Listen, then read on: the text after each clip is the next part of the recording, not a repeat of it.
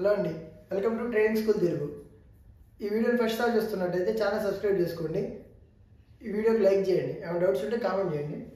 మనం నేను అనాలిసిస్ చేశాను కదా, మార్కెట్ 11th డిసెంబర్ది మార్కెట్లో మనం నేను ఎలా అనాలిసిస్ చేసాం, ఇవాళ మార్కెట్లో ఏం జరిగిందనేది చూద్దాం. ఫస్ట్ ఏమైనా డౌట్స్ ఉంటే కనుక ఒకసారి ఈ వీడియోని చెక్ చేయండి. ఈ వీడియో చెక్ చేసి ఇప్పుడు ఈ వీడియోని చూడండి, మీకు ఇంకా క్లారిటీగా అర్థమవుతుంది మార్కెట్ గురించి.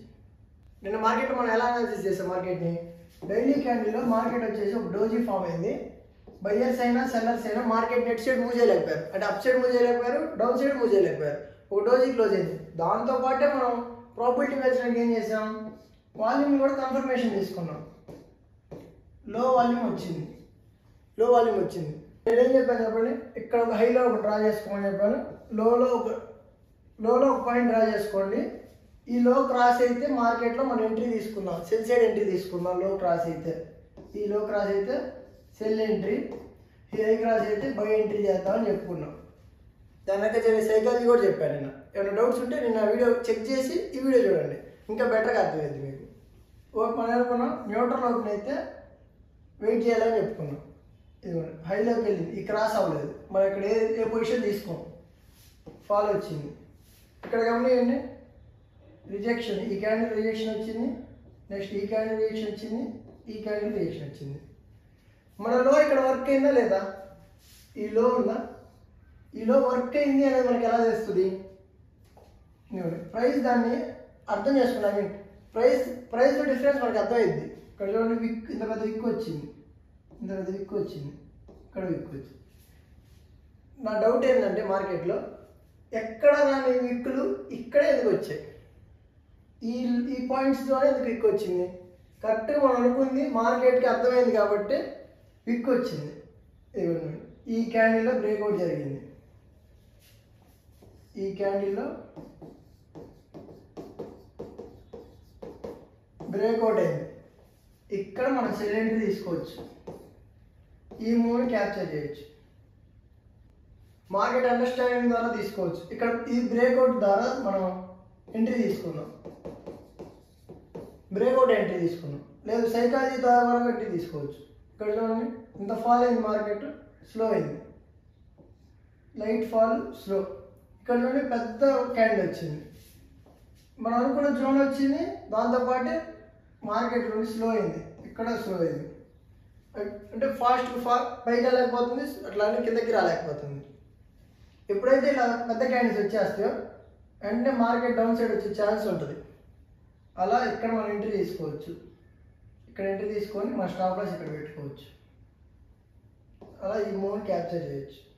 ఇక్కడ గమనించండి, ఇక్కడ ఎంతమందికి ట్రయాంగులర్ ప్యాటర్న్ కనిపిస్తుంది,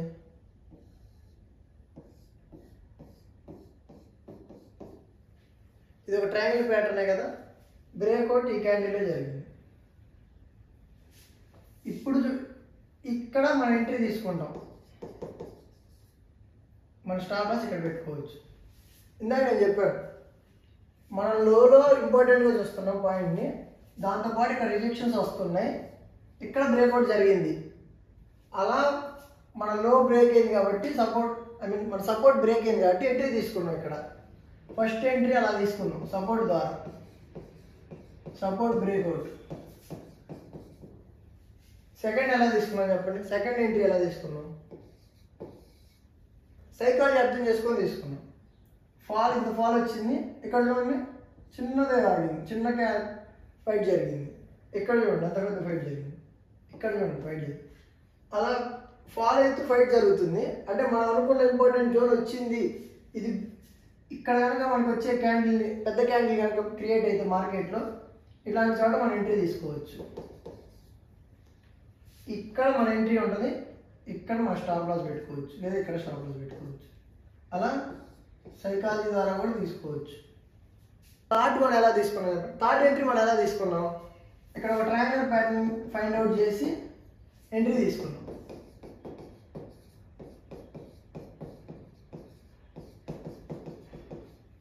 ట్రయాంగులర్ ప్యాటర్న్ ద్వారా ఎంట్రీ తీసుకున్నాం. అలా ఇప్పుడు ఏ సైకాలజీతో అయినా మీ ఎంట్రీ తీసుకోవచ్చు అండి. ఈ సపోర్ట్ బ్రేక్అవుట్ అయినా, సైకాలజీ ద్వారా అయినా, ట్రయాంగులర్ ప్యాటర్న్ ద్వారా అయినా, లేదు వాల్యూమ్స్ ద్వారా అయినా. వాల్యూమ్స్తో కూడా చెప్తాను ఎలా తీసుకున్నానో. చూపిస్తాం ఎలా తీసుకున్నాం.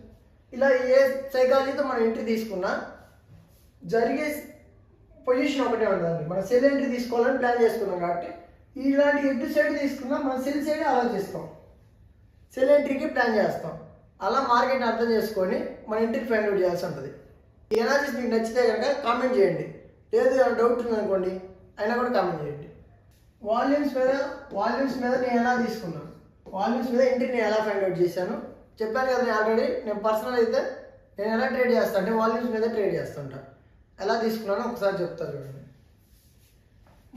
నేను చెప్పాను కదా, లో బ్రేక్ అయితే నేను సెల్ సైడ్ ప్లాన్ చేస్తాను అని చెప్పాను. నాకు ఇక్కడ లో బ్రేక్ అయింది, నేను ఇక్కడ ఎక్కడ ఎంట్రీ తీసుకోనండి, ఇక్కడ నేను తీసుకోను పర్సనల్గా. లేదు మీరు ట్రయాంగులర్ ప్యాటర్న్ చెప్పాను కదా, సైకాలజీ ద్వారా ప్యాటర్న్ ద్వారా కూడా తీసుకోవచ్చు, వర్కౌట్ అది మంచి ఎంట్రీ. నా ప్రాబిలిటీ ఎక్కువ బెటర్ అనిపించింది ఏంటంటే వాల్యూమ్స్లో నాకు బెటర్ అనిపించింది, అందుకని వాల్యూమ్ సైడ్ మూవ్ అయ్యాను. ఇక్కడ మార్కెట్ ఓకే కన్ఫర్మేషన్ ఇచ్చింది, ఈసారి ఫాల్ అయింది, ఇంతవరకు మనం ఎక్కడ ఎంట్రీ తీసుకు, ఈసారి అప్ సైడ్ వచ్చిందా, మనం అనుకున్న జోన్లోకి మార్కెట్ వచ్చింది. దాంతోపాటే ఇక్కడ చూడండి, ఇక్కడ దాకా ఎక్కడ లేని వాల్యూమ్స్ ఇక్కడ బిల్డ్ అయ్యింది, హైలో బిల్డ్ అయ్యింది. ఇది హైయే కదా, ఇప్పుడు ఇది రెసిస్టెన్స్ కదా మార్కెట్కి, హైలో బిల్డ్ అయ్యింది ఈ క్యాండిల్లో.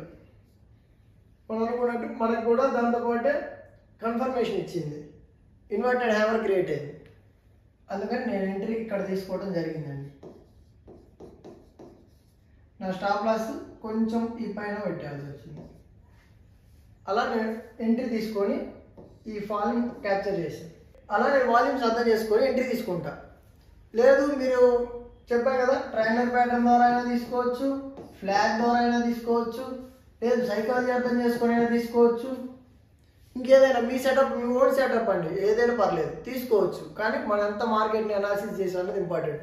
నేను ఎటు సైడ్ ఉన్నాం, మనం సెల్ సైడ్కు బెటర్ ప్రాబిలిటీ ఉంది అనేసి అనుకున్నాం. అంటే సెల్ సైడ్ అని కాదు, ఎటు బ్రేక్ అయితే అటు బెటర్గా ఉంటుంది అనేసి మనం అనుకున్నాం. మనం లో బ్రేక్ అయింది కదా, అందుకని లో సైడ్ ఉన్నాం. ఓకే, ఇవాళ మార్కెట్లో మన ఎంట్రీస్ ఎలా వచ్చాయి, మార్కెట్లో ఏం జరిగింది అనేది చూసాం కదా. అంటే నిన్న మనం ఎలా అనాలిసిస్ చేసాం మార్కెట్ని, ఈరోజు ఏం జరిగింది, మన ఎంట్రీలో ఎటు సైడ్ ప్రాబిలిటీ ఎక్కువ ఉంది అనేది మాట్లాడుకున్నాం. ఓకే, రేపు మార్కెట్ని ఎలా అనాలిసిస్ చేద్దాం, ఇవాళ జరిగిన మార్కెట్ని రేపటికి ఎలా వాడుకోవాలి, మనం ఎలా అర్థం చేసుకోవాలి, సెల్లింగ్ సైడ్ ఉండాలా, బయింగ్ సైడ్ ఉండాలా, ఎటు సైడ్ ఎంట్రీ తీసుకుంటే మన ప్రాబిలిటీ ఇంక్రీజ్ అయ్యిద్ది అనేది చూద్దాం. చెప్పుకున్నాం కదా మనం ఆల్రెడీ. రేపటి మార్కెట్ని ఎప్పుడైనా సరే అనాలిసిస్ చేసేటప్పుడు పెద్ద టైం ఫ్రేమ్లో చూడాలి. స్టార్టింగ్ డైలీలో చూడటం అలవాటు చేసుకోండి, అవసరం హవర్లీలో కూడా చూడండి. వీటిలో మనం అలవాటు చేసుకుంటే మార్కెట్ ఎటు సైడ్ ఓవరాల్ ట్రెండ్ ఎటుంది అనేది మనకు ఒక క్లారిటీ వస్తుంది అనమాట. మనం ఎటు సైడ్ ఎంట్రీ తీసుకుంటే మన ప్రాబిలిటీ ఇంక్రీజ్ అయ్యే ఛాన్స్ ఉంది అనేది అర్థమైంది. ఇవాళ చూడండి, బై సైడ్ మీరు ప్లాన్ చేశారనుకోండి, ఈ ఫాల్లో అసలు ఎక్కడన్నా బై ఎంట్రీ వచ్చిందా, బై ఎంట్రీ మార్కెట్లో రాలేదు, అసలు ఎక్కడ కూడా మార్కెట్లో బై ఎంట్రీ రాలేదు. లేదు నేను ఇక్కడ క్యాండిల్ వచ్చిందని తీసుకుంటా అనుకున్నాను అనుకోండి, ఇలా స్టాప్ లాస్ హిట్ అయితే అలా సపోర్ట్కి వచ్చిందని బై చేయటం, రెసిస్టెన్స్ దగ్గర సెల్ చేయటం, అలా మార్కెట్లో వర్క్ అవ్వవు, అవి వర్క్ అవ్వవు. మీరు అర్థం చేసుకోవాలి ప్రతి ఒక్కళ్ళు. ఓకే, మనం డైలీలో చూద్దాం ఏం జరిగిందో. ఇవాళ మనం చెప్పుకున్నాం కదా, నేను హైలీ లో మార్క్ చేసుకోవాలని. ఇక్కడ చూడండి, లో వాల్యూమ్ వచ్చింది, ఈ లో క్రాస్ అయింది, మార్కెట్ ఫాల్ అయింది. అలా మార్కెట్ అండర్స్టాండ్ చేసుకొని ఎంట్రీలు తీసుకోవాలి. కానీ జస్ట్ సపోర్ట్ రెసిస్టెన్స్ అని, మూవింగ్ యావరేజ్ అని అవన్నీ మార్కెట్లో వర్క్ అవ్వండి. వర్క్ అవుతాయి, ఎలా వాటిని అర్థం చేసుకునే విధానం వేరు ఉంటుంది. వాటితో పాటు ఈ సైకాలజీ వచ్చి ఉండాలి ఖచ్చితంగా, వచ్చాకే అవి వర్క్ అవుతుంది. ఒకరు ఏం చేస్తారంటే సపోర్ట్ రెసిస్టెన్స్ ఒకటే నేర్చుకుంటే అయిపోయింది మార్కెట్ అనుకోవటం, మూవింగ్ యావరేజ్ని అర్థం చేసుకుంటే చాలా మార్కెట్ వచ్చేసింది అనుకోవటం. అలా మార్కెట్ వర్క్ అవ్వదండి. ఎందుకంటే జనరల్గా బయట మార్కెట్లో ఏదైతే జరిగిద్దో దీంట్లో కూడా అదే జరిగిద్ది. కరెక్ట్ మనీ మేనేజ్మెంట్ రావాలి, రిస్క్ మేనేజ్మెంట్ రావాలి, జరిగే సైకాలజీని మనం అర్థం చేసుకోవాలి. ఇవాళ ప్రైస్ ఎంత ఉంది, రేపు ప్రైస్ ఎంత ఉండొచ్చు, రేపు డిమాండ్ ఎలా ఉంది, వాళ్ళ డిమాండ్ ఏం జరిగింది, బయర్ ఇంట్రెస్ట్ ఉన్నారా, సెల్లర్స్ ఇంట్రెస్ట్ ఉన్నారా అర్థం చేసుకొని ట్రేడ్ తీసుకోవాలి. కానీ జస్ట్ బ్లైండ్గా సపోర్ట్ రెసిస్టెన్స్ నేర్చుకున్నా బై చేసాం అంటే మార్కెట్లో మనీ అయితే రావు. అవి రావాలి, అవి నేర్చుకోవాలి, కానీ మనీ తీయలేరు వాడి ద్వారా. ఇలా సైకాలజీ వచ్చి అవి వచ్చి ఉండాలి. ఈ ట్రెండ్ లైన్స్ సపోర్ట్స్ ఇవన్నీ వచ్చి తర్వాత ఈ సైకాలజీ కూడా వచ్చి ఉంటేనే మనీ వస్తాయి. ఓకే, ఇవాళ మార్కెట్లో చూద్దాం ఒకసారి. ఇవాళ చూడండి, వాల్యూమ్ ఇంక్రీజ్ అయింది. దీన్ని నేను ఎలా చూస్తున్నా అంటే, నేను ఆల్రెడీ చెప్పాను కదా, ఈ క్యాండిల్లో, ఈ మొన్నటి క్యాండిల్లో ఈ లోలో బయర్స్ బై చేస్తున్నారు అని చెప్పుకున్నాం. ఇక్కడ బయింగ్ జరిగింది, పైన బయర్స్ ఇంట్రెస్ట్ లేదు. ఈ ప్రైస్లో ఇంట్రెస్టెడ్ లేదు బయర్స్, ఈ ప్రైస్లో ఇంట్రెస్టెడ్ ఉన్నారు.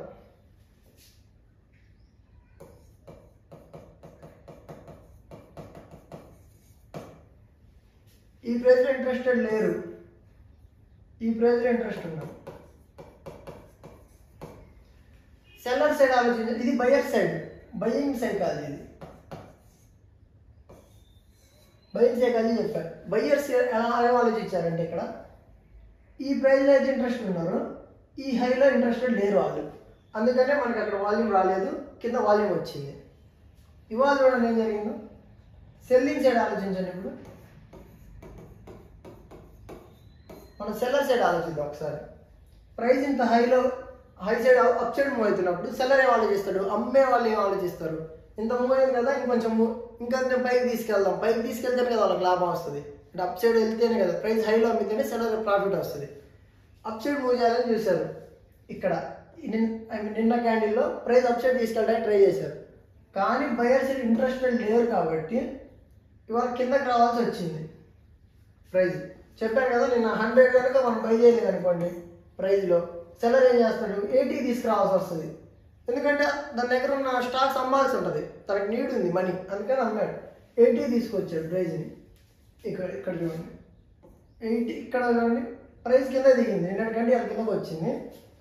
వాల్యూమ్ కూడా బిల్డ్ అయింది. వాల్యూమ్ బిల్డ్ అయ్యి కూడా ప్రైస్ కింద క్లోజ్ అయిందంటే మనం ఎలా అర్థం చేసుకోవచ్చు. ఇక్కడేమో ప్రైస్ వాల్యూమ్ బిల్డ్ అయితే ప్రైస్ రిజెక్ట్ అయింది, ఇక్కడేమో వాల్యూమ్ వచ్చిన కింద వచ్చి క్లోజ్ అయింది. దీన్ని మనం ఎలా చూడవచ్చు చెప్పండి, ఒక్కసారి థింక్ చేయండి ఏం జరిగిందని నేను చెప్తాను. సెల్లర్ ఎలా ఇచ్చాడంటే ఇంత హై ప్రైస్ వెళ్తుంది కదా అని అమ్మలేదు, ఇక్కడ వాళ్ళ ప్రైస్ ఇంట్రెస్ట్ లేరు, అందుకే చిన్న బయ్యింగ్కి ప్రైస్ అప్ సైడ్ మూవ్ అయిపోయింది. ఇక్కడ మాత్రం ప్రైస్ వెళ్ళట్లేదు అని బయ్యర్ ఇంట్రెస్ట్ లేదని మనకు అర్థమైపోయింది కాబట్టి సెల్లింగ్ ప్రైస్ స్టార్ట్ అయింది. సెల్లర్స్ మార్కెట్లోకి వచ్చారని అర్థమైపోయింది మనకి, అందుకే ఇవాళ కింద వచ్చి క్లోజ్ అయింది. ఇక్కడ ఎప్పుడు క్లోజ్ అవ్వాలి మార్కెట్, ఇవాళ ఎందుకు క్లోజ్ అయింది, సెల్లర్స్ మార్కెట్లోకి ఎంటర్ అయ్యారు, దాంతోపాటు వాల్యూమ్స్ కూడా వచ్చాయి. అంటే బయ్యర్స్ బై చేస్తున్నా సరే ప్రైస్ కిందే వచ్చి క్లోజ్ అయింది కాబట్టి సెల్లింగ్ సైడ్ ఆలోచించాలి. ఇక్కడ నుంచి మనం సెల్ సైడ్ ప్లాన్ చేయాలి. డైలీ ప్రకారం మనం సెల్ సైడ్ ఉంటాం, ఎంతవరకు ఈ హై క్రాస్ అవునంత వరకు సెల్ సైడ్ ప్లాన్ చేసుకుందాం. హౌరీలో కూడా చూద్దాం. చెప్పాను కదా ఆల్రెడీ మార్కెట్ ఒక రేంజ్ చేస్తుంది, ఒక జోన్లా క్రియేట్ అవుతుంది.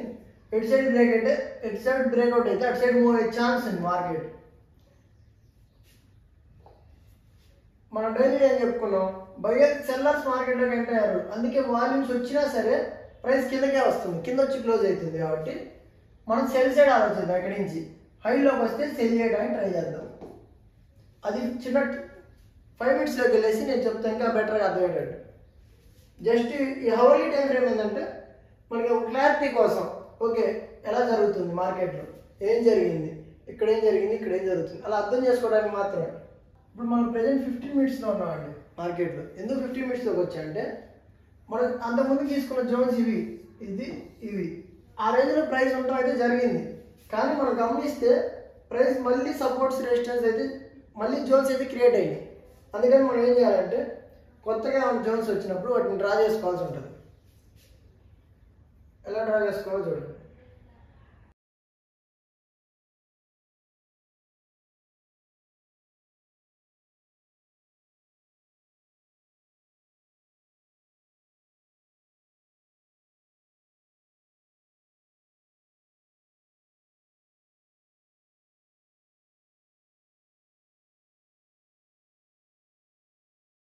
ఒక జోన్ అయితే గీయడం జరిగిందండి. ఎందుకు అక్కడ జోన్ అయితే డ్రా చేశా అంటే ఇవాళ చూడండి మార్కెట్ ఇక్కడ రిజెక్ట్ అయిందా, ఇక్కడ ఈ జోన్లోకి వచ్చి రిజెక్ట్ అయిందా, ఇక్కడ ఇక్కడ ఇక్కడ ఇక్కడ ఇన్ని చోట్ల మనకి రిజెక్ట్ అవుతున్నప్పుడు దీన్ని ఒక జోన్లా మనం తీసుకుంటాం ప్రైస్లో.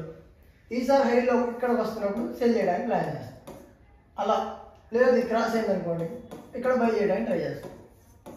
సపోర్టే రెసిస్టెన్స్ సపోర్ట్, అది సపోర్ట్ రెసిస్టెన్స్ అని కాదు, అది ఒక జోన్ లాగా చూడండి ప్రతిసారి. అందుకే చూడండి మార్కెట్ ఎప్పుడైనా ఇక్కడికి వచ్చి తగలకుండా వెళ్ళిపోయింది, మరి ఇలాంటివి మిస్ అవుతాం. ఇలాంటివి ఫైండ్ అవుట్ చేయడానికి మనం వాటిని జోన్స్లా చూస్తే అవి మనకి అర్థమవుతాయి. అలా ప్రైస్ మిస్ అవ్వకుండా మనం పట్టుకోగలుగుతాం జోన్స్ అని అనుకుంటే. లేదనుకోండి ఇక్కడ టచ్ అయితేనే ఇలా టచ్ అయితేనే నేను తీసుకుంటా అనుకుంటే టచ్ అవ్వకుండా వెళ్ళిపోయే ఛాన్స్ ఎక్కువ ఉంటాయి చాలాసార్లు. ఓకే, ఇది 15 minutesలో మనం డ్రా చేసుకోవడానికి తీసుకున్నాం అండి. జస్ట్ 15 minutes ఏంటంటే జస్ట్ ఆ సైకాలజీ హై టైం ఫ్రేమ్లో ఏం జరిగింది అనేది చూడటానికి మాత్రమే. లేదా హవర్లీలో తీసుకున్నా అదే వస్తుంది.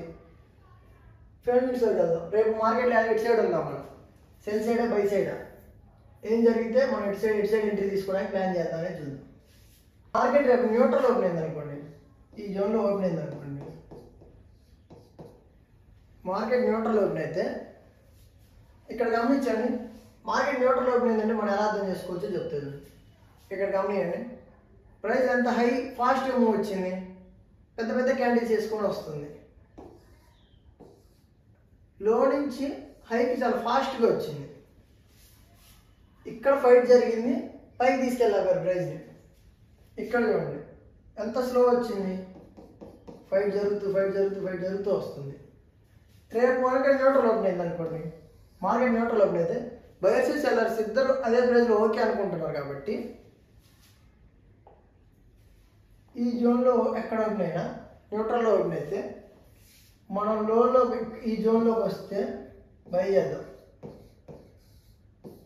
బై సెట్ ప్లాన్ చేసుకోండి. ఎందుకంటే ఫైట్ హెవీగా జరుగుతుంది, అంటే ఎక్కువ ఫైట్ జరిగింది మార్కెట్లో.